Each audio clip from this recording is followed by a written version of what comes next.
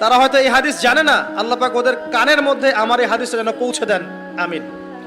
নবী সাল্লাল্লাহু আলাইহি ওয়াসাল্লাম বলেছেন, আমি মেরাজের রাতে যখন গিয়েছি তখন এক শ্রেণীর মানুষকে দেখেছি, ওদেরকে শাস্তি দেয়া হচ্ছে। কি শাস্তি? জাহান্নামীদের রক্ত এবং পুঁজ ওদেরকে খেতে দেয়া হচ্ছে। জিবরাইল আলাইহিস সালামকে জিজ্ঞাসা করা হলো যে এরা কারা? তিনি বললেন, এরা আপনার উম্মতের সেই সব ব্যক্তি যারা মাদকদ্রব্য সেবন করত। আল্লাহ রাব্বুল আলামিন তার হাবিবের মাধ্যমে জানিয়েছেন, যখন কোনো মুসলিম মাদক সেবন করে বা কোনো ব্যক্তি মাদক সেবন করে তখন 40 দিন তার নামাজ কবুল হয় না। এরপর যদি সে তওবা করে তাহলে আল্লাহ পাক তার তওবা কবুল করবেন ইনশাআল্লাহ। যদি সে আবারও মাদক খায় তওবা করার পর, আবার 40 দিন তার নামাজ কবুল হবে না।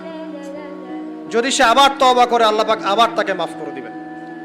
যদি সে আবারও মাদক খায় আবার 40 দিন তার নামাজ কবুল হবে না। তারপর যদি আবার তওবা করে আবার আল্লাহ তাকে মাফ করে দিবেন।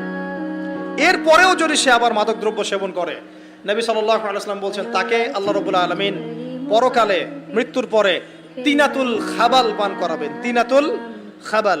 জিজ্ঞাসা করা হলো, ইয়া রাসূলুল্লাহ, তিনাতুল খাবাল কি জিনিস? নবী সাল্লাল্লাহু আলাইহি ওয়াসাল্লাম উত্তর দিচ্ছেন, এটা হচ্ছে জাহান্নামীদের রক্ত, মাংস, এগুলো পুড়ে পচে যে রসটা বের হবে, এটা হচ্ছে তিনাতুল খাবাল।